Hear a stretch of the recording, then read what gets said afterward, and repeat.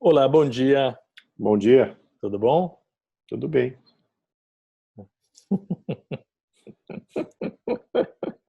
A gente fala por meia hora antes de começar essa gravação. Quando começa a gravação, já acabou o assunto, né? A reunião de É, pauta, de fato, a gente, a gente já fez, já terminou, já concluiu. Adeus. é. Até a semana que vem. Há, há, há dias que eu prefiro ficar em silêncio. Infelizmente, na nossa reunião de pauta, eu não posso ficar em silêncio, né? Não, pois somos só Mas, nós dois. é. Você Não sabe que tem uma importa. história interessante, eu e as minhas histórias, né? O Thales Alvarenga, que Deus o tenha, foi diretor da Veja, um dia, muito fulo com Roberto Tivita, que era o dono da Veja, ele teve uma reunião com Roberto Tivita, e havia um interlocutor entre eles, e ele disse: eu não vou falar uma palavra nesta reunião. Hum. E ficou quieto. E o Ele, Roberto Tivita, ele cumpriu? Ele cumpriu a promessa? cumpriu, o Thales era teimoso, cumpriu, não falou uma palavra, É. e o Roberto Tivita falou: mas Thales, você não vai falar? Assim, Se não você falou uma. fizer, se você fizer isso, eu corto imediatamente. Eu tô, eu tô com vontade de fazer isso hoje, diante dos últimos acontecimentos, né? Mas então, o que você tem para contar aí, Diogo? Bom, acho que a Cruzoé contou tudo, né? A Cruzoé contou todos os detalhes dessa trama mirabolante para esvaziar o Moro, tirar a Polícia Federal, aparelhar a Polícia Federal, já que esse era o plano. E enquanto a franja bolsonarista diz que é tudo invenção do antagonista, nem da imprensa. Eles falam, de vez em quando eles falam que é da imprensa, mas de fato eles dizem que é o antagonista que inventa tudo isso para criar intriga entre o presidente da República e o ministro da Justiça.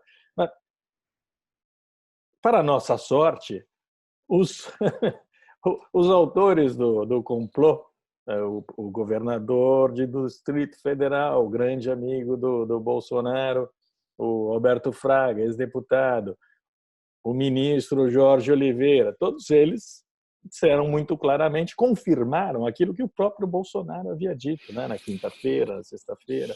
A gente noticia as coisas e depois vem essa avalanche tentando nos transformar em bodes expiatórios, quando é tudo público, está tudo aí, está tudo exposto de maneira transparente pelos articuladores do próprio governo. Então é curiosa essa manobra reincidente de tentar atribuir a nós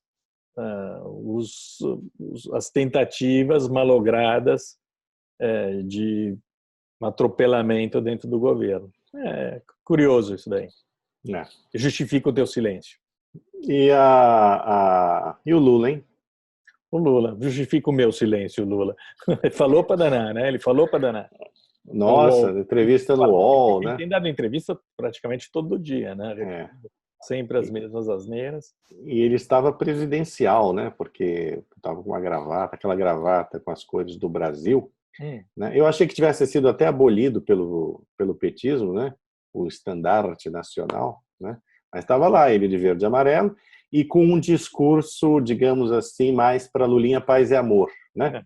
É, Reconhecendo, né, alguns aspectos positivos do Bolsonaro, se juntando ao Bolsonaro nas críticas à imprensa, é. ou seja, aquele figurino cão raivoso que ele assumiu quando ele saiu da prisão, Uhum. né, já que como não deu certo, Não né, deu. agora ele tá mais presidencial, e Uhum. bota aspas nisso, e Uhum. mais no linha paz e amor.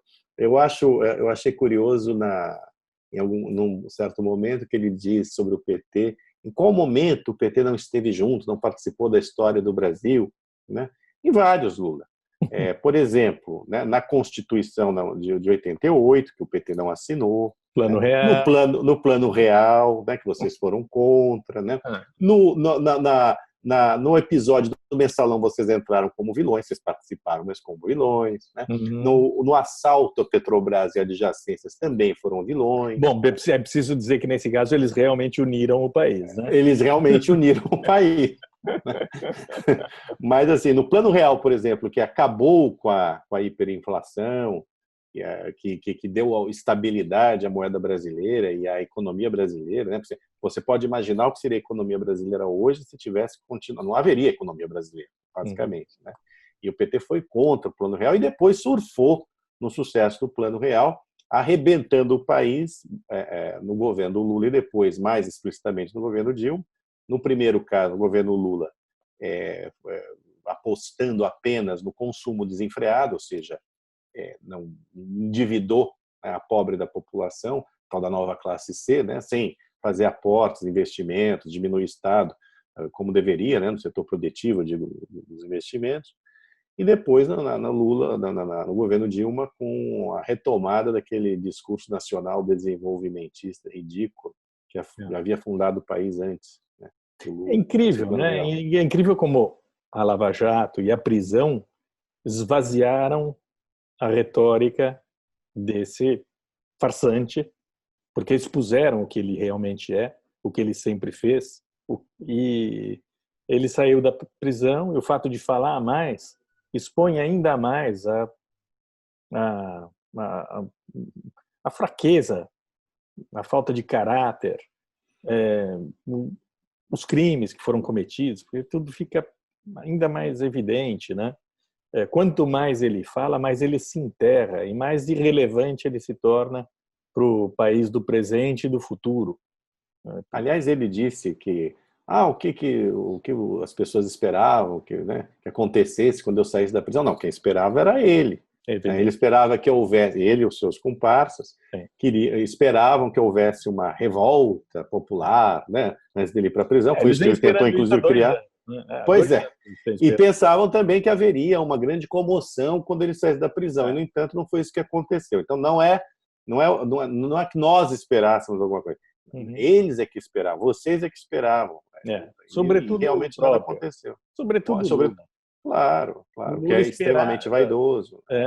Ele espera ainda hoje que as pessoas o tratem com essa reverência embevecida que a imprensa o tratou por tantos anos. Mas agora só sobraram os bandidos, né? Que têm interesse em usá-lo, tinham interesse em usá-lo como escudo.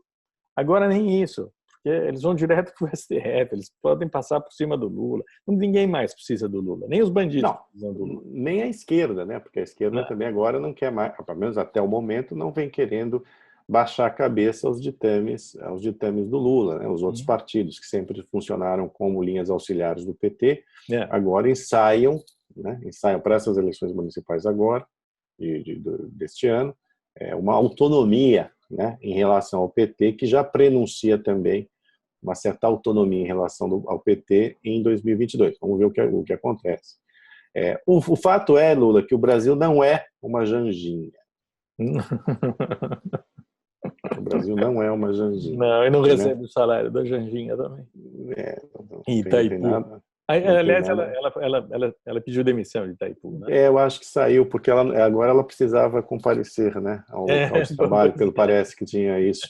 Ele foi transferido, voltou para Foz do Iguaçu, não podia ficar onde está. É uma coisa dessa aí. Uma violência dessas, né? Disseram que para receber o salário ela precisava trabalhar.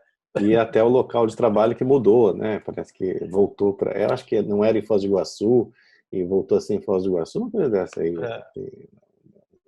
Fantástico.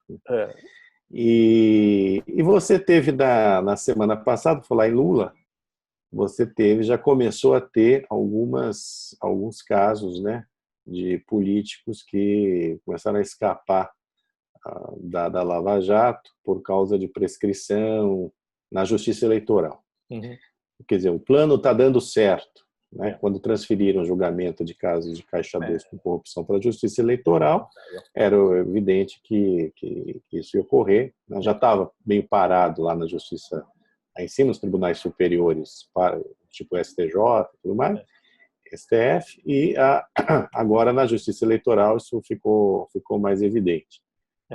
A mortandade dos processos também, que se basearam nas delações da Odebrecht, e isso daí essa mortandade foi devido só a decisões canetadas dos juízes do STF, do STJ. Só isso já dava a indicação do que estava sendo armado, né? E todas as outras mudanças, prisão em segunda instância, lei de abuso de autoridade, e juiz de garantias, tudo isso, o esvaziamento do COAF, tudo isso deu uma certa liberdade para a Camarilha, e vai ser impossível voltar atrás. Por falar em juiz das garantias, na semana passada nós tivemos isso que a gente também não entrou na nossa pauta, porque aconteceu depois. Uhum. Foi a decisão do Fux, né, do Luiz Fux, de uma vez na presidência do STF, interina, derrubou a liminar do Dias Toffoli, aquela liminar maluca, né, que legislava, ou seja, determinava até a extensão, né, da decisão no legislativo, né? O juiz das garantias ia fazer isso, ia fazer aquilo, tal. Excluía categorias, incluía outras. Exato. Inacreditável. E o Fux foi bem, porque o Fux deu recado, dizendo: é papel nosso legislar. Esse troço aqui é um troço que não dá para implantar da maneira como foi pensada, né? Obviamente, as vozes do legislativo e as mesmas sempre do STF se levantaram. O legislativo, dizendo que tinha sido uma afronta. Não, afronta nada, né? A verdade é que os caras têm que legislar, podem legislar, mas não podem interferir no Poder Judiciário, no funcionamento do Poder Judiciário desta forma, sem que haja ali uma combinação, um acordo, uma verificação de possibilidades. Essa coisa dos garantias, a menos que, como ele é o relator, né? Eu acho difícil que saia até o final da presidência do Toffoli, que ocorre em setembro, né? A última coisa que eu vou falar, e depois eu vou manter silêncio como o Thales Alvarenga, eu publiquei hoje de manhã, porque é interessante a pesquisa. Quase 70% dos brasileiros, né, pesquisa do Instituto da Democracia, responderam que é mais importante para condenar os criminosos do que manter determinadas garantias, direito de defesa. É óbvio que há uma confusão nessa formulação, mas o direito de defesa passou a ser visto graças às chicanas, às manobras, aos golpes de madrugada, às leis que foram inventadas só para proteger os criminosos. É claro que a defesa dos direitos, os direitos de defesa viraram um sinônimo de impunidade. Os garantistas conseguiram transformar o direito de defesa em algo sujo, algo imundo, que a população identifica claramente como um sistema de proteção dos criminosos. Isso é poderosos, políticos corruptos. A pergunta se refere aos políticos corruptos, não aos criminosos em geral. É um serviço duplo, né? Claro. Porque desmoraliza a defesa e, ao mesmo tempo, mostra que a população está num desespero absoluto em verificar que o sistema legal foi minado por essa gente. Não, e toda essa manipulação, essa articulação que houve para garantir, né, o Estado de Direito, ou seja, voltando e criando instrumentos que, na verdade, só servem para garantir a impunidade dos poderosos, tudo isso foi feito em cima de uma enorme mentira de que a Lava Jato feriu direitos fundamentais, feriu o Código de Processo Penal, feriu o Estado de Direito ao fazer o que fez. obviamente uma mentira. Assim, de verdade, né? Isso não é dito por mim, não é dito é dito por ministros do Supremo Tribunal Federal, inclusive, né? Que não houve em nenhum momento um atentado ao Estado de Direito, mas é evidente que não. Né? Quando foram presos criminosos, poderosos, né? No crime do Petrolão e adjacências. Não houve. É simples assim, não há. E quando houve alguma distorção, os tribunais superiores corrigiram. Né? Então, assim, não existe. Né? Tudo é uma criação em cima dessa pataquada aí desse Glenn Greenwald, né, também, né, que ajudou bastante, que aliás foi na semana passada também, né, violou o sigilo de fonte, o seu e do Cláudio, com umas bobagens, e depois eu nem lembrava disso. Imagina. Pois foi denunciado. A importância que teve na minha vida. Pois é. 4 dias mas é que isso, esses e-mails roubados, essas mensagens roubadas, não e-mails, elas ajudaram a construir, né, essa grande mentira, né, de que a Lava Jato feriu o Estado de Direito, feriu os procedimentos formais, e isso contaminou, né, os processos, principalmente o processo desse senhor que está livre agora para ficar dando entrevista de gravata com a bandeira do Brasil, com as coisas da bandeira do Brasil. O que aconteceu foi o exato contrário, como mostra essa pesquisa. Quer dizer, exato. Os casuísmos foram identificados como defesa do Estado de Direito. Quer dizer, ele demoliu a defesa do Estado de Direito, criando casuísmos para soltar Lula e seus comparsas. Todo Orcrim se beneficiou desse sistema, que não é de defesa, mas é um sistema de blindagem, de proteção. E a população acabou justamente confundindo as coisas, porque elas se confundiram nos fatos. Claro. É verdade isso, quer dizer, não é uma ignorância da população que não entende o que é Estado de Direito e o que é abuso. Ela entende perfeitamente, só que o abuso é do outro lado. Exato. Bom, dito isso... Silêncio alvarengal. Até a semana que vem. Até a semana que vem. Tchau, tchau. Tchau, Diogo. Tchau.